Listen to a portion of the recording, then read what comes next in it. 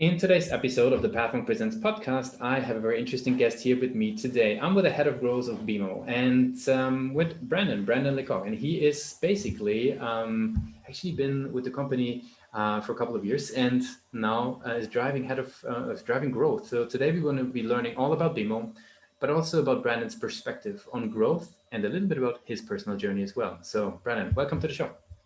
Thank you. Awesome. I really appreciate this. So if you could give us an insight, what is BEMO all about?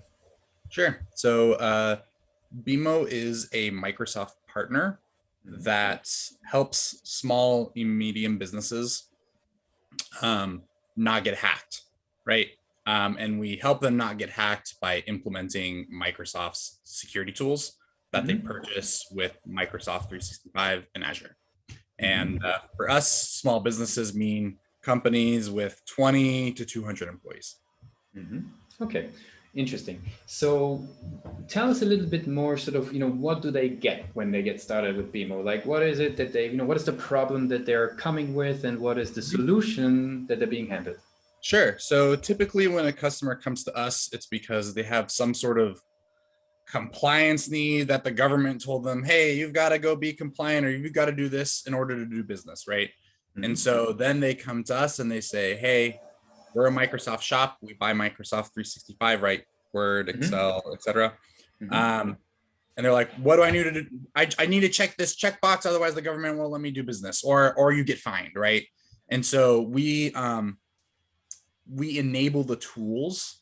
So when you buy Microsoft 365, there's a lot of security things that are not turned on to begin with. And it's not just like a simple toggle. You need basically an engineer to go turn them on.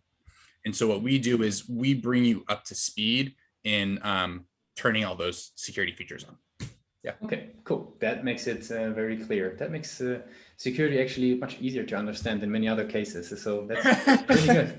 So who is raising their hand though? Is that like a CTO? Is that like a CEO? Who's concerned and needs you guys in the boat? It is typically a CEO or director of IT. So neither of those two people want to get hacked, right? The CEO doesn't want to get hacked because they don't want to be embarrassed and lose customers, etc. And the director of IT doesn't want to get hacked because they don't want to get fired, right? However, it's like cybersecurity. It's like, okay, well, it's so ambiguous. It's like, where do I even start?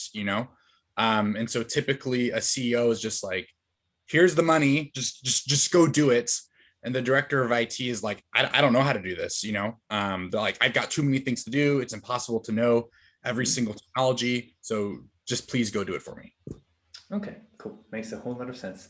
Now the golden question that I want to ask to sort of, a marketer and a head of growth like you, how do they find you? Like they have this problem, they're on their journey. How do they find you? Like what's the buyer's journey? What is the channels that you guys are leveraging? So in our space, we are in what's called the managed services provider space, in short for MSP. Basically, it's just really boring lingo for we're an IT company and we're in the IT space, like third-party IT space. And when I first joined, I was doing a lot of research as to, okay, like what are these people good at, right? And like how does the industry as a whole get their leads and get people to interested? And what I found was that the IT space, like IT companies, are really bad at content. Like they're very, very bad at content. And so the industry is typically like a relationship, like old school, long-term relationships of people I met in college, etc., right? And a lot of referrals. However, when you do research online, man, you get these blog posts that are horrible, right? They're like 300 words. They don't solve any problems, anything. So we decided that producing like just like 10x content would be the competitive advantage, just because everybody else is really bad at it. So it took us, it probably took us a full 2 years to, of consistently blogging and creating content on a weekly basis. But now we are generating probably around 40,000, 40 to 50,000 organic views to our website every month. And those are people just reading. It's mostly just blogs. They just read our blogs, which are a lot of step-by-steps, how to, this versus this, a lot of that sort of stuff. And a small portion converts. Makes sense. What role do you mentioned conversion actually with your last word? What is your perspective in regards to the role of the website, so driving business for the company? Do you see that sort of as a main tool at the moment? Is it a main lead generation, or how do you drive? How do you think about the website? So when I organic is the website, right? The website is what converts. So I would say it creates the website today creates about $4 million in annual pipeline today. And the website is where it starts and ends, right? Everything is just, it's 2021, guys. It's everything's through the website. So people come in through the blogs, but then we're using other tools, like Intercom to qualify and to send additional content to push you through the funnel, right? It's like, for example, someone will come to maybe like a funnel blog post, and then when they get to that page, you have Intercom that's popping up, not with, hey, do you want to talk to sales? But here's like bottom of funnel content, right? You're just trying to like push them through before we get a demo, right?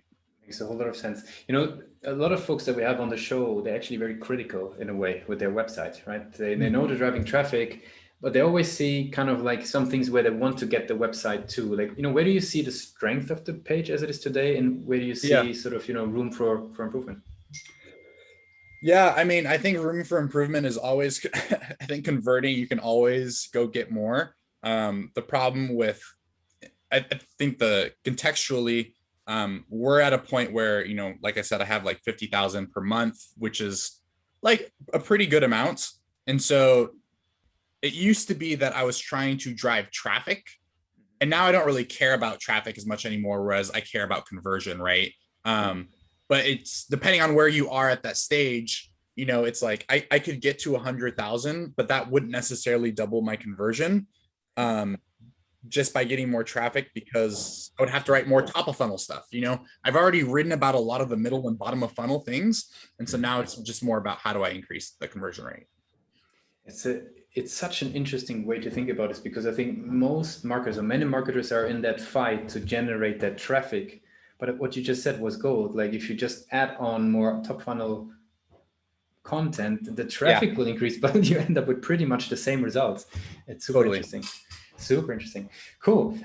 Let's switch gears a little bit. Want to pick your brain a little bit, sort of on your marketing chops there. So what I'm curious is, you've been in some interesting roles, and also working as an analyst, really, actually, prior. So what do you find as a marketer or head of growth? Like, what is the challenge when you want to bring in innovation to the function, right? Typically, growth leaders have a lot of cool ideas on how to grow. But what is the challenge when it comes to bringing these ideas to life, in your perspective?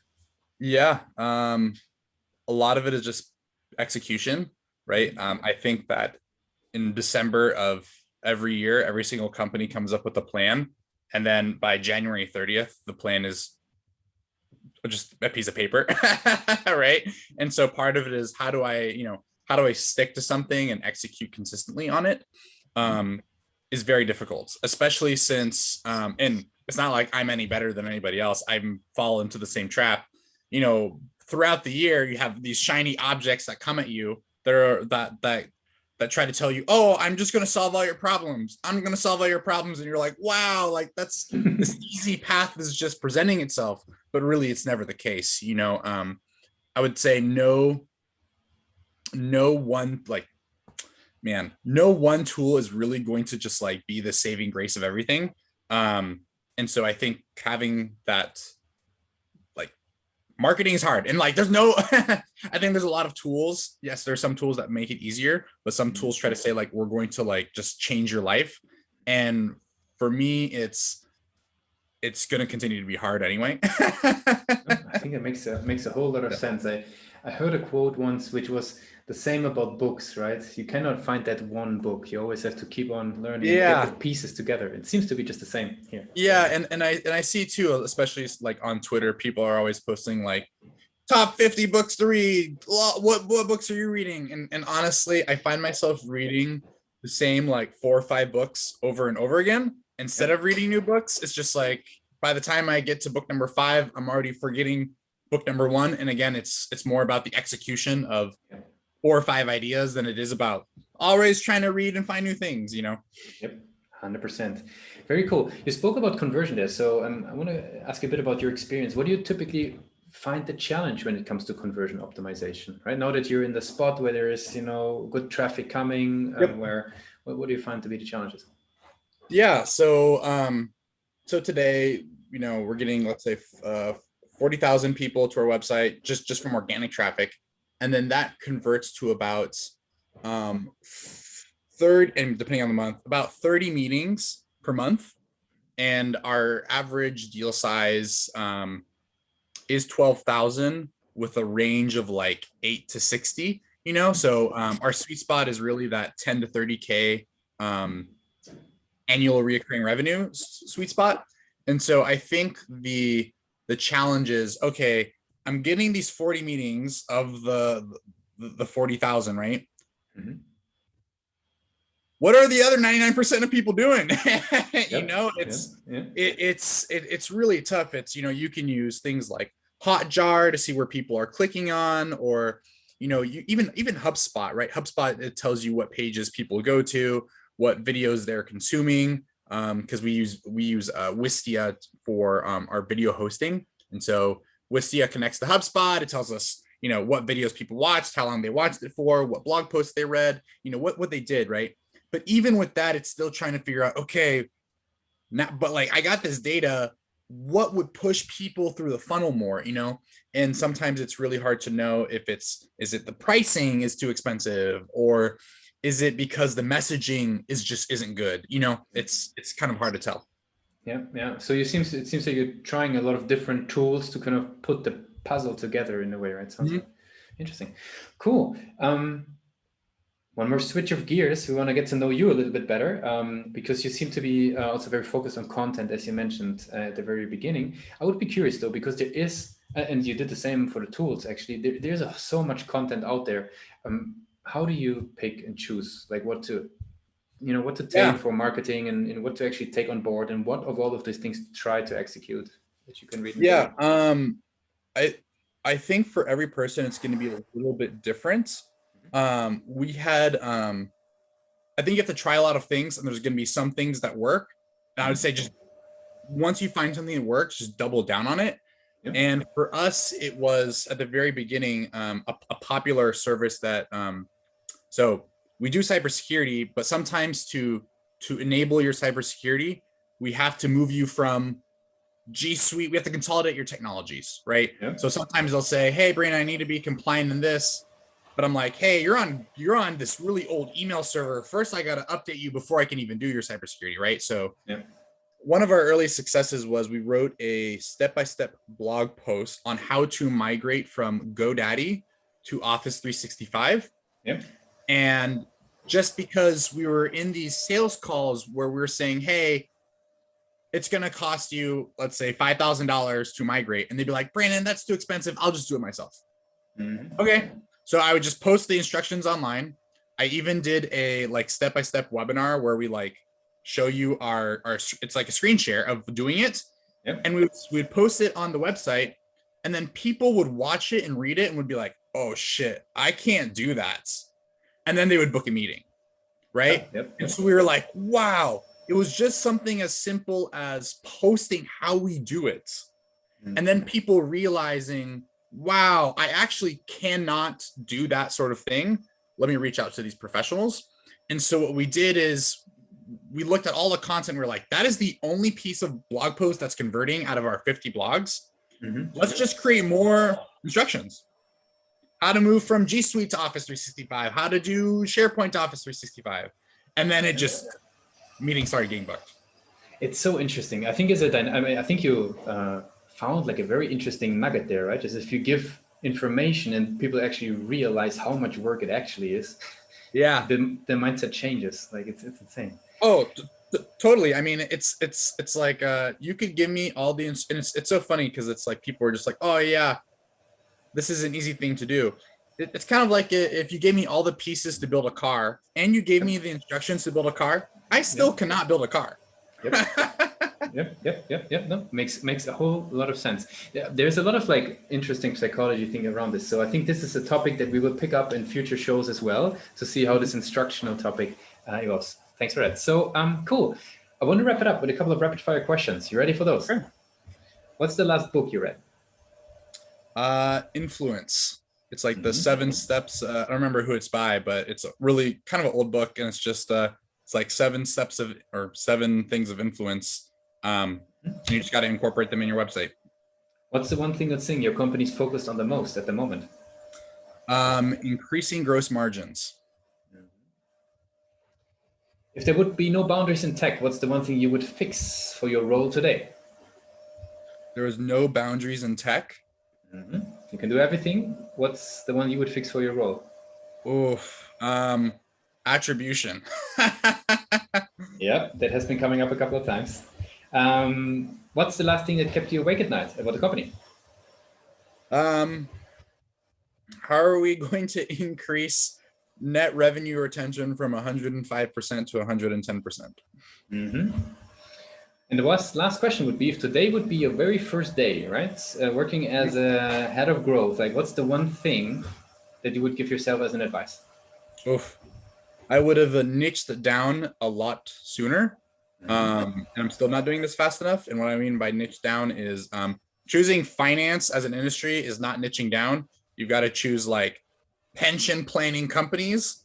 If you like life sciences is not an industry, you got to be like oncology laboratories, right? You got to be way specific until you've got, 50 to 100 of them in the country. Makes sense. Super interesting. If people are interested to read your article that you mentioned prior on the step-by-step guide, just to get a bit of inspiration, where can they find it? It's on our website, BEMOpro.com, BEMOpro.com. And then if you just go to the menu, it's going to say GoDaddy to click on the menu and you'll see GoDaddy to Office 365 migration. Awesome. Very cool. Brandon, I really appreciate you taking the time for the Pathmark Presents podcast today. I want to give you the very last word. If somebody would be forgetting all that we discussed today about BEMO, what's the one thing that they should remember? Well, I would remember that BEMO is very transparent.